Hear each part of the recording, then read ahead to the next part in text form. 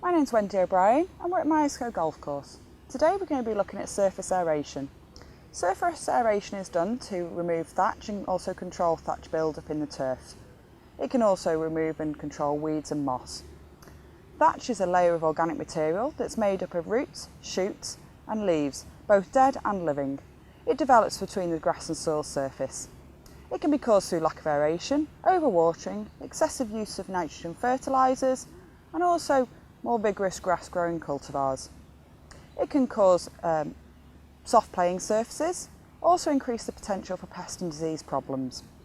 It restricts the air and water infiltration and can encourage shallow rooting systems. The thatch can hold water like a sponge, which then during hot, dry weather conditions can dry out, leading to drought stress in the turf. Here we have 4 examples of thatch. 1 and 2 samples are examples taken from greens which are predominantly annual meadowgrass. This one has a 60mm depth with a visible black layer forming, and we can see the thatch separating in the sample. The second sample was from a more typical annual meadowgrass green where the thatch layer is around 25mm. The third sample was taken from a bentgrass green of creeping and velvet bentgrass, and we can see that the thatch layer is very deep on this sample, very fibrous. And finally, we have a sample taken from a fescue green. The thatch is integrated more with the mineral matter, leading to a firmer surface, and the thatch is of a slightly different composition. Again, the fibrous layer should be between 5 and 10mm. In scientific terms, thatch is defined as when the accumulation rate is greater than the decomposition rate. The natural breakdown of thatch is through its degradation by heterotrophic organisms and microorganisms. For example, earthworms, beneficial nematodes, nitrifying bacteria and beneficial fungi. Thatch can harbour disease, pests such as root-feeding nematodes, lead to poor surface drainage and, as Wendy mentioned, dry patch. The crown of the plant can essentially be exposed to dry and cold conditions. Aeration is key to its degradation. Beneficial organisms must have oxygen available. Ideally, the fibrous layer should be between 5 and 10mm. The tasks, tools and equipment you may use to control your thatch problems will depend on your grass species, soil type, the coverage of grass that you have on your surface and also the quantity of thatch you may have. And all tasks should be completed in line with your maintenance programme. Switching. This removes the dew, also worm casts on the surface and can disperse grass clippings. It also lifts the leaf blade prior to mowing. Brushing. This lifts the leaf blade prior to mowing, which provides a better cut. It controls thatch rather than removing it, as it only grows into the grass tissue. It's usually set a couple of millimetres below the height of cut and done on a regular basis throughout the growing season. This can be several times a week. Brushes can be fitted onto a tractor and also in front of a mower, or as you can see here, can also be a pedestrian brush. Verti-grooming units are similar to brushes. They can fit on the front of the mower and they can be very low impact and again improve the quality of cut and help to increase green speeds. Verti-cutting or thatch away units are usually attached to a triplex mower. The blades cut vertically through the upper thatch layer, removing material close to the surface. This can control the thatch build-up. It promotes plant growth, sward density, smoothness and uniformity of the playing surface. Done on a regular basis, usually once or twice a month during the growing season, depending on your grass growth, species and conditions.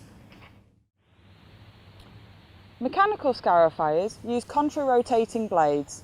These turn against the forward movement, throwing debris forwards in a cutting upward motion. This takes material away from the surface. Completed once or twice a year during spring or autumn as part of a thatch removal renovation maintenance programme. Deep scarifying can be done with more powerful machinery. This can be either a pedestrian machine or tractor mounted machinery. The blades come in different sizes. Okay, to give a good example of scarifying, we can use this piece of kit here, which is a Sysis auto rake. Now it's a purpose-built scarifier, and as we can see here, the blades here are set vertically to cut into the turf. One of the special features about this particular scarifier is that it has contra-rotation, which means that the blades are contra-rotating in the forward speed so that it's pulling into the surface. We can see here that it's got these blades put on, which are the thatch removal blades. This is when you've got a serious thatch problem and you can pull it out of the surface. Of course, like with any machinery, before you use this type of machine, you should read the workshop manual and make sure that your supervisor is happy that you're able to use it.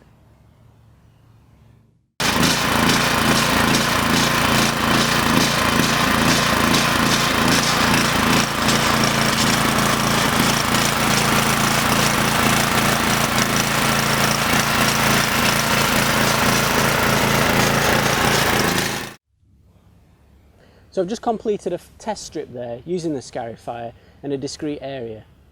And initially I set up the blades by just checking the resistance against the turf surface. And then, as we can see, the blades have gone in about 10 millimeters. This has lifted out the dead and lignin material that contribute towards thatch.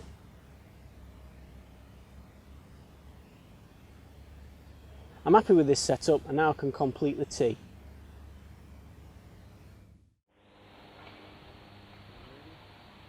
So in summary to some of the surface aeration that we've looked at today, it's created a good space for root and shoot development.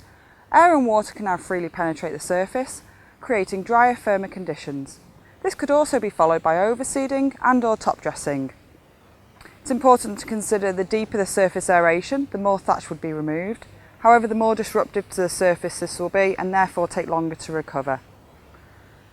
It's important to fully evaluate your thatch content prior to making any plans in your renovation programme for the maintenance removal that you're going to consider.